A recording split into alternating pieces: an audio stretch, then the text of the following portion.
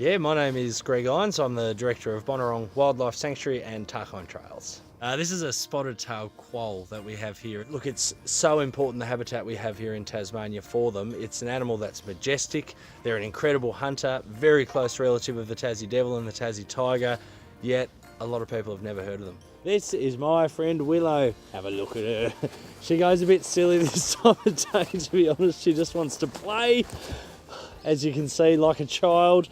Now Willow here is an orphan wombat, so Mum unfortunately was hit by a car, which is the really common way that we have them coming through. These two, Bazza and Di, are their names behind me. These little ones are nearly blind, so they came from a pouch of a mother that died, unfortunately. In terms of the care that needs to be provided to them, you know, obviously it's bottles and things when they're younger. This guy here is a formidable hunter that can kill an animal 4 times its own size. That the closest living relative to a wombat is actually a koala. Now, a lot of people don't know they have a pouch. I think the other amazing feature of the wombat is the cartilage plate. It can actually kill a dog or a dingo with the power that they've got. What people more commonly see is the eastern quoll. So that is a smaller type of quoll that's only in Tasmania. There are 4 species across Australia and all of them are in decline.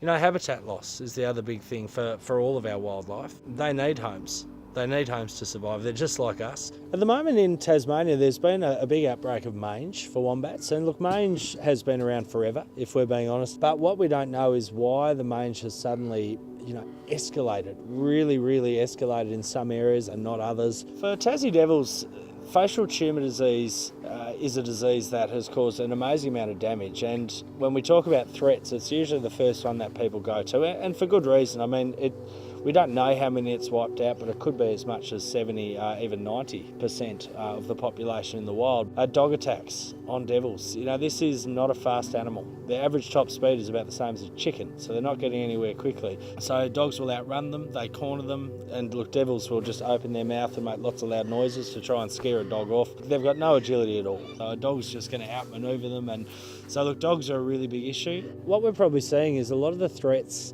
whether it's a quoll, whether it's a Tassie Devil, whether it's a wombat, what we're often seeing is that the threats are actually the same. You know, so it's not rocket science to look at some of the things that we need to change in order to help these animals. Far too often we are impacting wildlife whether we know we're doing it or not, whether it's our pets that are killing them, whether it's our cars that are running them over, whether it's clearing land to build our houses and our shack. The fact of the matter is those are the threats. So, you know, let's address what those things are and do what we can to help these guys out there in the wild.